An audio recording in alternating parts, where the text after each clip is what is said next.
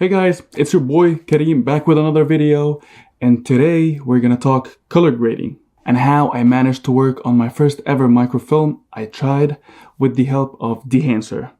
Now, if you haven't watched the film yet, you should see a link somewhere. Just please press on it, watch the film, and then get back and proceed with this video so everything would make sense. Anyway, so today's topic will include a software called Dehancer. And for you guys who don't know what Dehancer is, so basically Dehancer is a film emulation plugin that helps you achieve that saucy, beautiful film look that we all love and adore. Now, the good people over Dehancer, they gave me the license to try out the plugin on my project. But with that being said, they have nothing to do with what I say in this video. They did not pay me, and they don't even get to watch the video before I upload it on YouTube. Now, Dehancer is a plugin that can work with various different softwares, and not only video, you can use it for photos and videos as well, from Adobe Premiere to DaVinci Resolve and Final Cut Pro, so it'll suit whatever workflow that you have. But for the purposes of this video, today's demonstration will be based on Premiere Pro because that's what I'm currently using yet. And just to be honest with you guys, the reason that I was super excited about Dehancer is I was already working on my film, and that was literally the first microfilm ever that I've ever created or made. So I wanted to actually have something that would help me with the color grade, because I'm by no means I'm a colorist. Color grading is one of those things that I'm currently working on. I'm trying to improve and get better at doing it. But in today's day and age, we're truly blessed and lucky to have tools around us that can help us achieve the look and the grade that we want.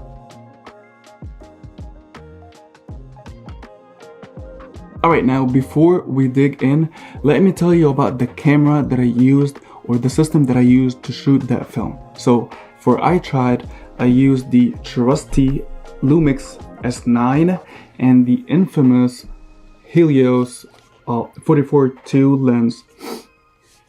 This is literally the package that I used to shoot the whole thing. One camera, one lens, and then I had my Tiffin black mist filter as well on it the whole time, and that was it.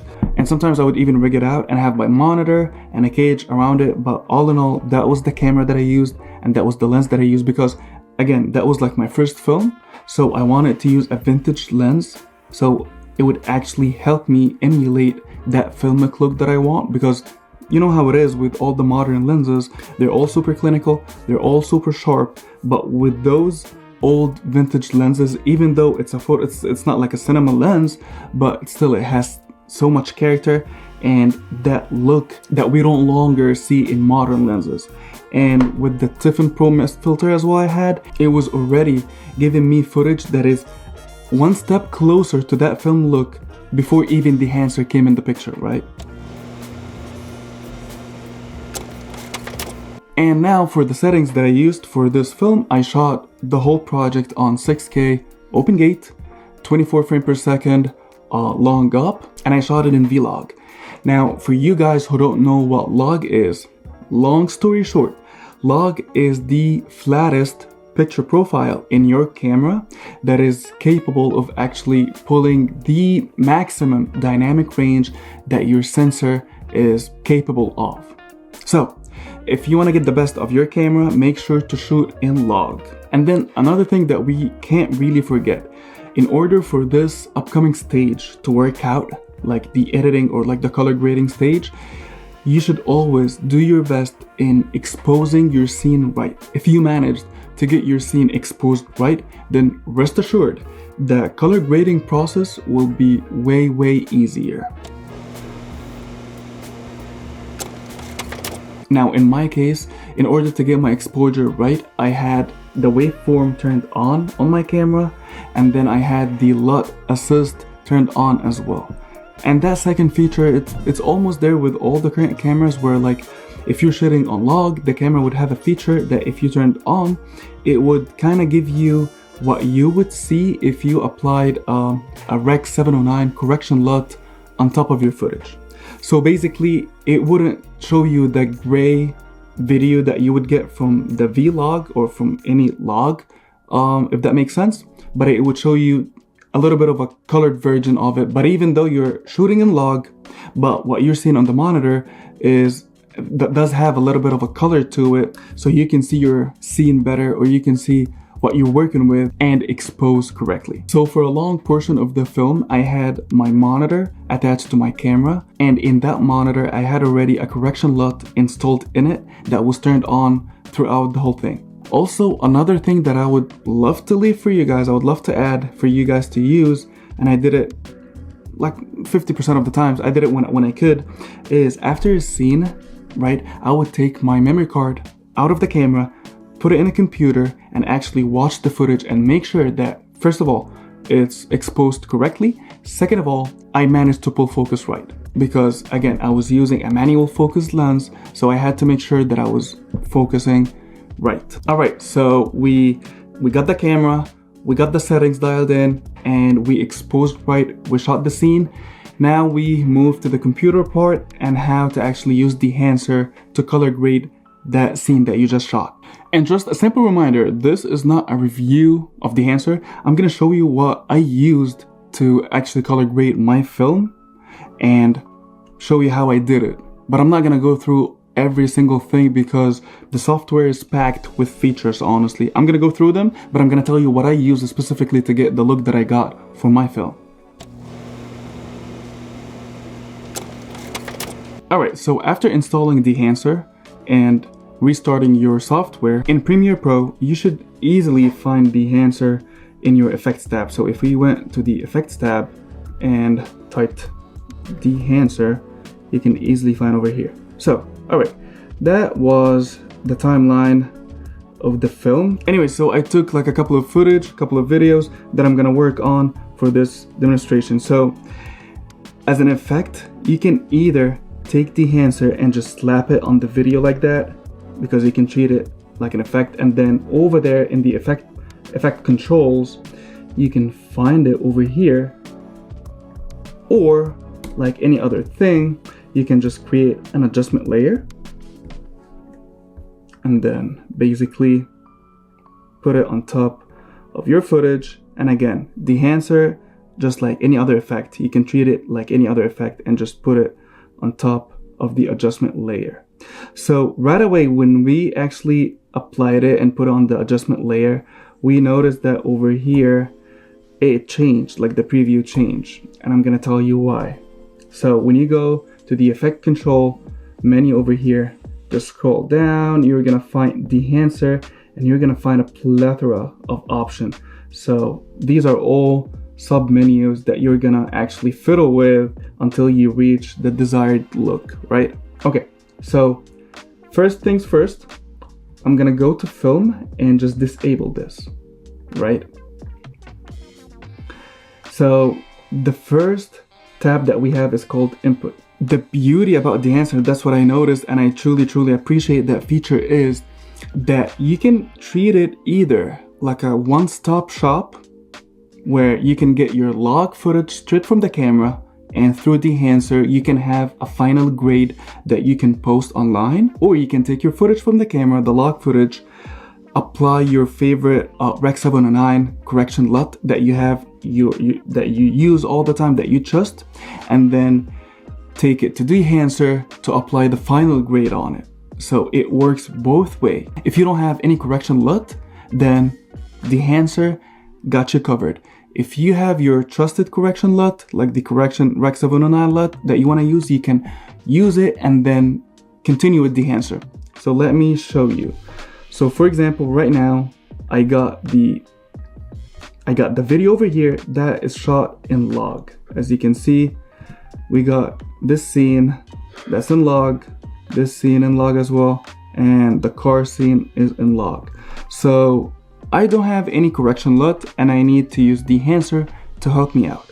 So what I'm gonna do right now is I'm gonna go to Dehancer Pro over here, click on the input tab, and then I'm gonna see source. So there's the drop menu, right? And there's a multiple options over here, right? We're gonna go all the way down to choose camera, click on it, and then click on the next one, and then you're gonna find a plethora of options. So what does that mean is that they have already pre-saved log correction LUTs. Based on your camera, based on your log curve, you're gonna pull down that menu and then choose whatever camera model that you have, and then it'll be automatically corrected.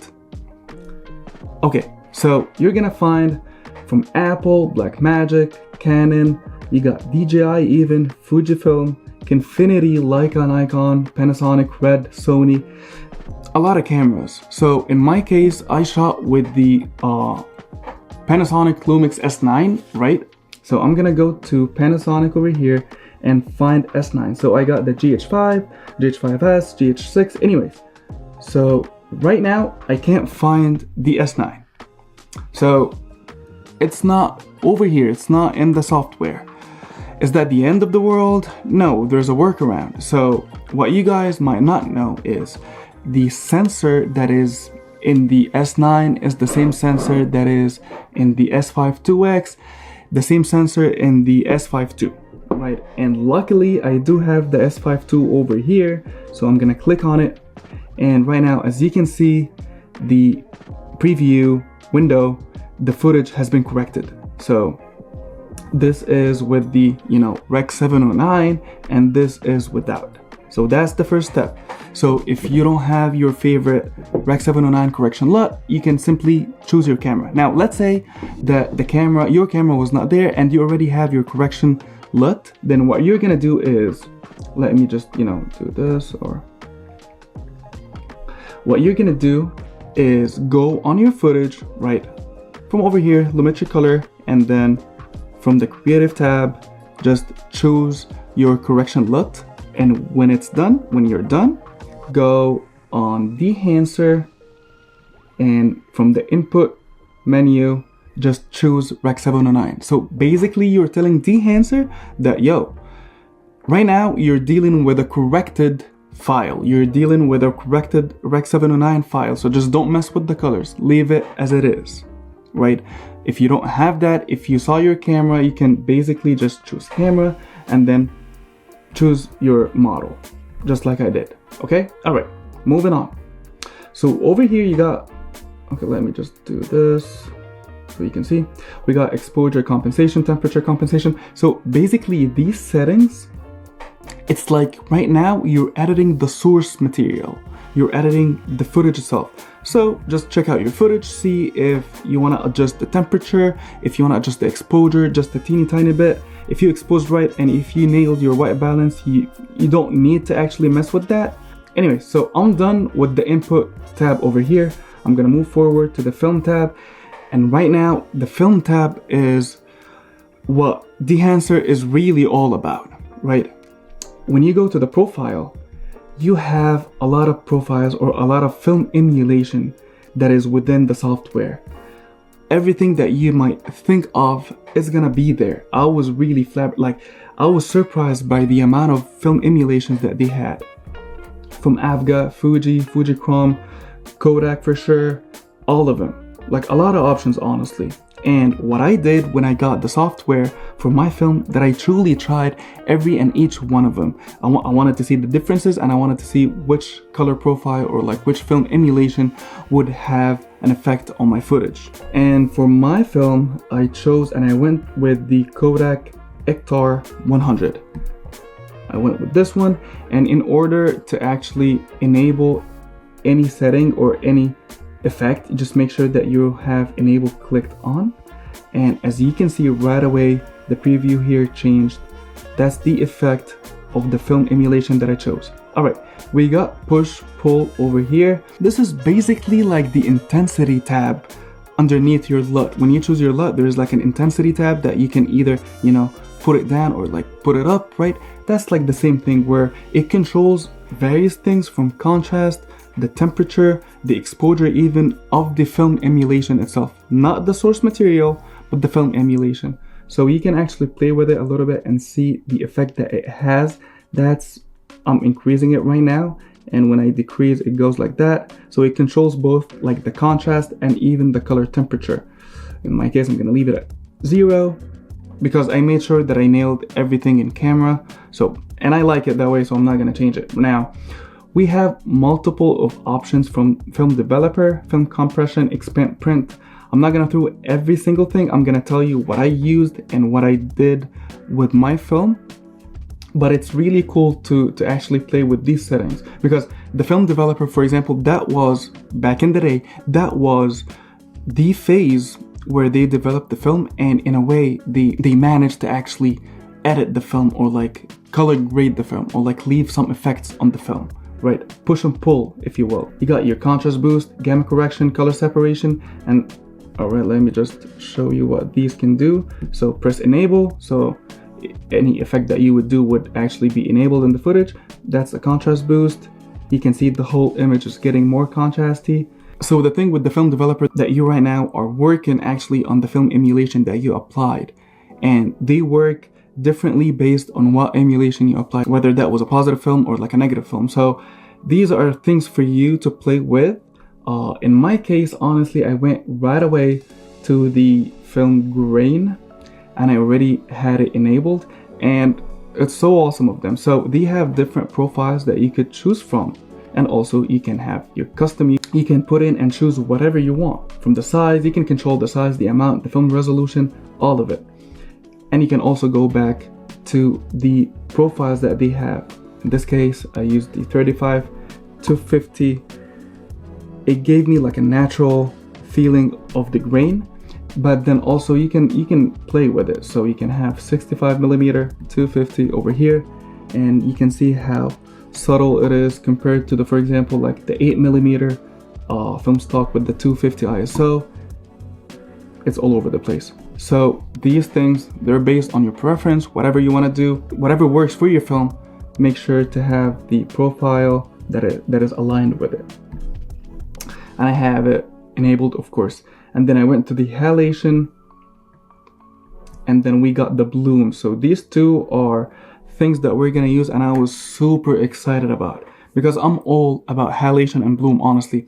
These two, let's say, I don't want to say artifacts, but these two features are really close to the real film feature. If you went out and you shot on film, you'll know. And that's even why I had my Pro Mist filter on, because I wanted to exaggerate the bloom effect and the halation effect, and then having that on the camera, and then enabling these features on Dehancer, it really made a difference. So again, just like the grain, you got multiple profiles over here. This is like the middle ground, like the 35 millimeter Super 35, that's like the middle ground. So you would press enable, and then immediately look at that lamp. Let me just put that bigger. So there is a subtle difference that happened on that lamp over here when I just enabled the halation. And then over here in the bloom, you got multiple profiles as well, and everything can be customized. You can control whatever you want through custom over here, and then play with these settings as well. But then if we went to the 35 Super 35 and then enable the bloom, again, look at the highlights in the lamp over here, and even on the letters on my sweater, and the highlights on my face, they all change a little bit. Notice that, and then bam, there is a difference. And usually the halation and the bloom, they go together. So for the best effect possible, make sure that you have both of them turned on. Now, I didn't really use the film damage, film breath, but these are actually like a real film artifacts that we used to see back in the day, and even the gate weave as well. These are all like side effects of the whole film process that left artifacts on the final image that later on we fell in love with, right? So if you want to turn one of these on, it'll really leave a cool effect, especially like the file damage. Okay, let me show you through the custom. They leave something like dust, hairs, scratches. So like it's a combination of dust, hairs, and scratches on top of your image that really creates a cool look. For the purposes of my film, it really didn't need to have all of that, so I didn't turn them on. But again, it's up to you. And then if you want to control any of them, you can choose custom. If not, then one of those profiles will do. But I don't know if you can see it. Let me see if you can notice it. Hold on. For example, That's what I'm talking about. That's one of the scratches or hairs. They would be sporadic left on the image. So it's really, really cool, honestly. Now we can use the vignette as well over here. Just like any other thing, you can control it and then click on enable, and you're gonna notice the vignette. So that's a little bit extreme, of course. So let me do a subtle one over here, for example. That would be it. Then you got a cool feature over here, honestly. I noticed it's the false color. So you can, I think you can bring your footage in the computer, put Dehancer on, and then turn on false color like that.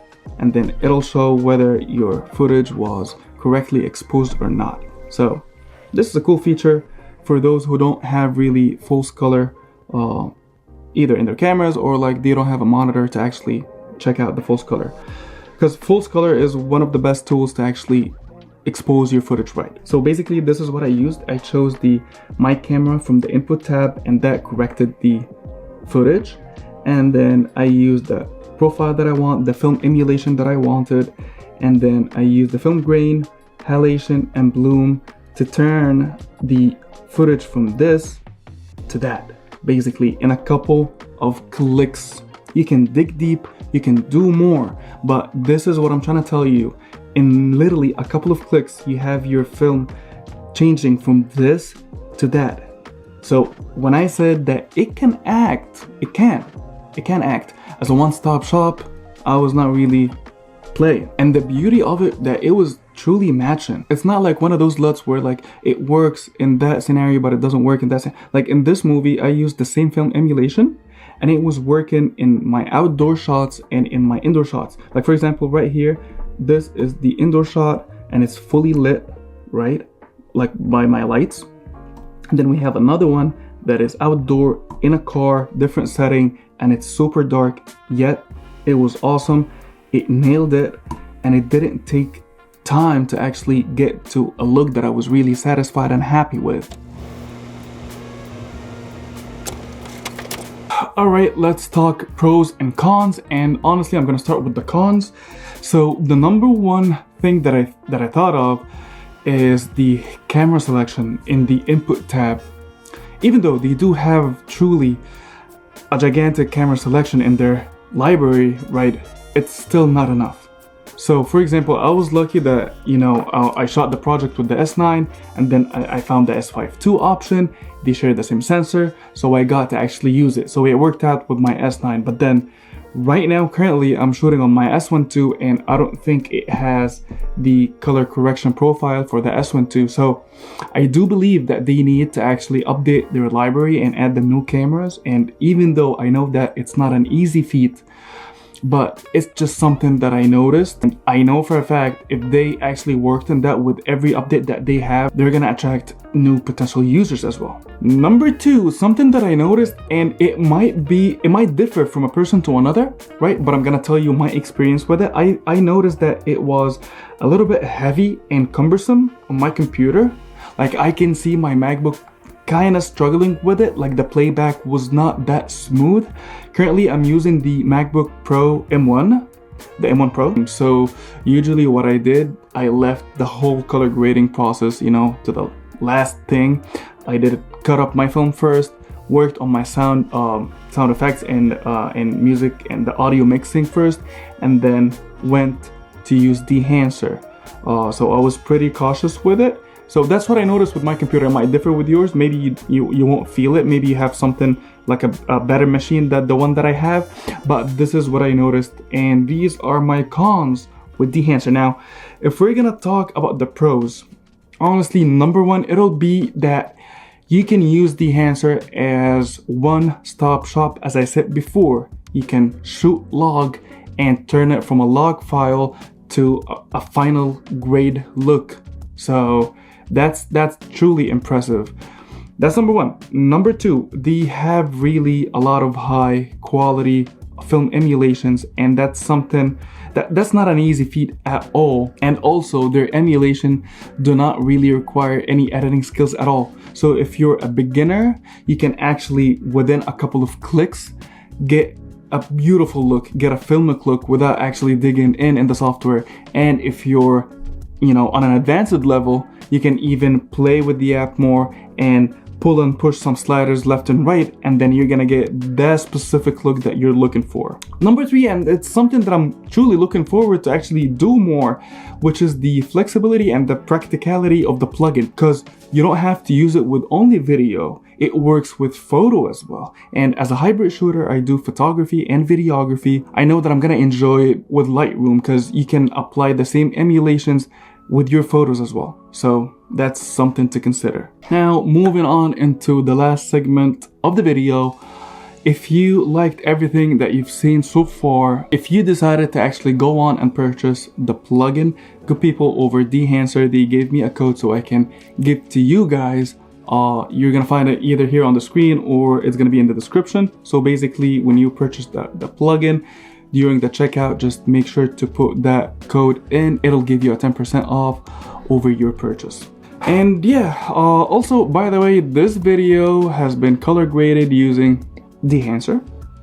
And thank you so much, guys. If you have any question, please just let me know. If you want me to try a specific feature or something about Dehancer, just, you know, let me know in the comments below, and I'm gonna come back to you as well.